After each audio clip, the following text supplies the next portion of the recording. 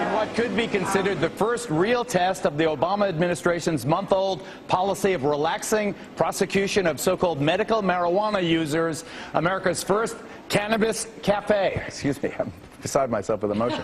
The Cannabis Cafe opened Friday in Portland, Oregon, and I think the feds will lay off the cafe, assuming it follows the local Oregon-Portland rules there, because there has been a sea change in the way this nation feels, not only about medical marijuana, but about the issue of marijuana legalization itself. It is a fast-moving trend. It would have been unthinkable just a few years ago, and if legalization has a favorite advocate, it is the comic duo of Cheech and Chong, who this January kick off their Get It Legal tour to promote marijuana policy change through comedy. I welcome my dear friends Richard Cheech Marin and Tommy Chong to the program. Good to see you. Thank you. Good to see you, brother. All right. Brother. So you went to jail in 2003. Yep. A very aggressive...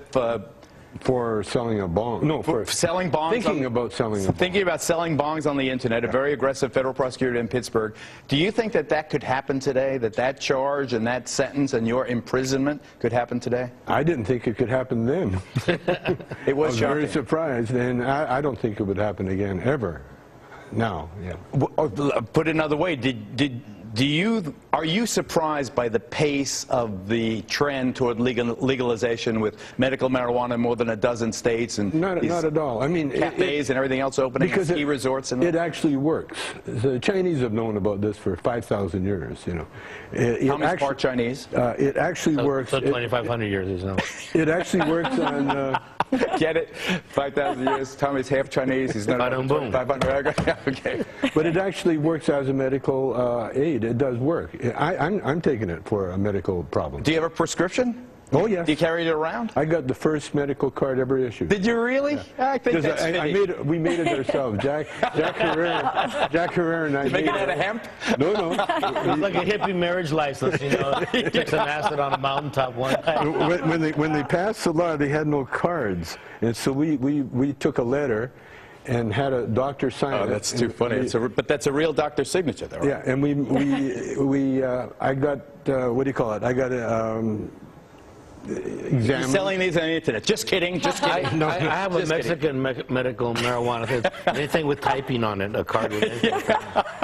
So, Cheech, what about, Up in Smoke, perennially, every generation of college kids rediscovers you, but did you ever anticipate when he went to jail, A, that you two would reunite, and that your concert tours would be absolutely sold out to a brand new generation? That's amazing. We were actually working together when he got busted. We were working on a script, and then he got sent to jail, and then when he came out, we started slowly inching. But I knew that the tour would be successful because we get accosted every day on the street with the generations of fans. That's why I knew it would be successful in some regard. As successful, I didn't have any idea. But I remember during the Reagan era of Just Say No, you guys were really beleaguered in many ways. You almost disappeared from the public scene. Yeah. I moved to Europe. I went to Europe, and we did a couple of movies over there. All right, so quickly, the interface with the Get It Legal and the marijuana policy project. Well, we're trying to kick it off the cliff, you know. So when does it start? It starts January 16th. Yeah. January 16th. Okay, so you have 22 cities, this next leg, and you really want to get the issue onto the front burner. What we want to do, we want to promote change through laughter. Yeah. Because it's our position that the marijuana laws are so ridiculous. You got to laugh at them. And that's what we did. Up in Smoke really was us laughing at the laws. You know, we had the narc, Stadenko, Stacy Cheech, our old neighbor. The laws are laughable and ridiculous. So you would seek to make it equal to alcohol? Yeah. We'd like to get it moved from Schedule 1 to Schedule 2. Schedule 2. Available by prescription only. By prescription only? Yeah. Ann Coulter, any problems with that? Don't make me be the killjoy. Come on, Buzzkill, let's go. You're very funny comedians, but I'm still against legalizing pot, and I don't think they were laughing about the laws. They were laughing at you guys. You're very funny. And No, we were other laughing than at the you, law. Why don't you were want to laughing at the laws. Well, I mean, he just said you want it like alcohol. Look, alcohol, I think, can be more different. You can drink alcohol without getting drunk, but you don't let that genie out of the bottle. I mean, there are a lot of problems with alcoholics, so you don't want two of them. But and moreover, as I told you last time, and okay, you're somewhat to the contrary, but I'm not entirely. Everybody I know who needs pot because they're going through chemo or whatever, or they just like it, have no trouble getting it and don't get busted. And if anybody was ever going to get busted, you have to say you were waving a big red flag. Oh, but Kimberly, it is a fact that marijuana arrests are the most common drug arrests, and they take up a disordinate portion of time of law enforcement energy and resources right here in New York City, a liberal bastion. 50% of the inmates in prisons are there for drugs of some sort. So for me, my focus obviously in prosecuting cases was always for violent offenders. So it wasn't something that I personally felt committed to in terms of narcotics prosecutions in that area. And they're right, it is an important distinction, Schedule I versus, Schedule II.